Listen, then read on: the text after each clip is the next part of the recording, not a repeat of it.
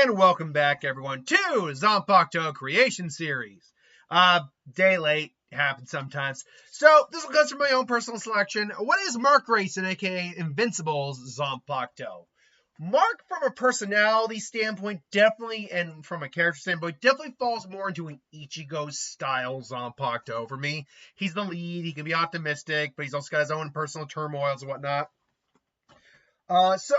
That makes it definitely a melee-esque Zanpakuto, in my opinion.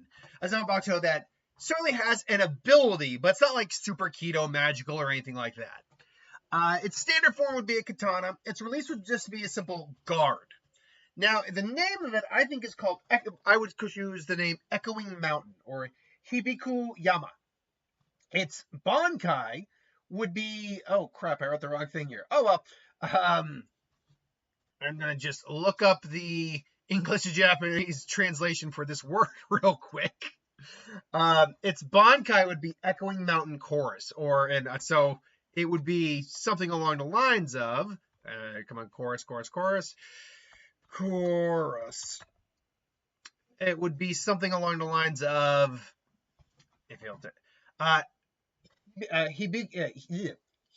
Hibiku Yama Karasu.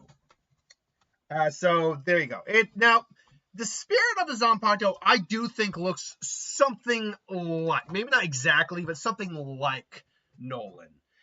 Probably like a younger version of Nolan, but when it goes in the Bankai, it looks more like closer to his old man. It's not a 1-to-1, obviously. It's not like Nolan is his Zanpakuto spirit, but still, it looks something like that because it's the most influential part of his life, I would imagine.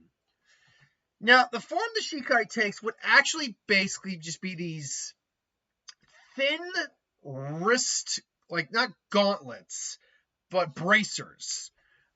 They'd be flat, they'd be on the backside of his forearm, and they'd go all the way to his knuckles. But what they actually are a shield, similar to what you see here with Kratos. The Kratos' shield is a retractable shield. That's what I kind of envision Mark Shikai to be. A retractable shield of some kind on both hands. Does that make it a dual type Zanpakuto? I don't know. I don't actually feel that that's exactly what it is, because we know there are Zanpakuto that take the form of multiple objects. For example, what's that? Yu, that's her name, the new Squad 8 lieutenant. It's revealed her nails are her Zanpakuto. Does that mean it's a Deca Zanpakuto, like 10 release Zanpakuto? No, that's just the form it takes. Dual wielding would imply that it's still a sword that has it's in two forms, I imagine. Either way, though, these shields are fairly durable. Also have the advantage of being able to snap open to kind of catch opponents off guard. But the main ability would be the reverberation of attacks, particularly physical kinetic attacks, although anything in theory can work when you factor enough power and Ryatsu behind it. What I mean by that is, let's say he's fighting, I don't know, I'll use a physical opponent here real quick. Grimmjow. Grimmjow is a very physical fighter. Let's say he's fighting Grimmjow. He activates his Shikai. Grimmjow and him clash. Grimmjow's fist hits the shield, and upon hitting it, the attack reverberates back in his face. And so it's like basically a shockwave of energy, a reverberation, but a sonic, almost like a sonic boom kind of effect.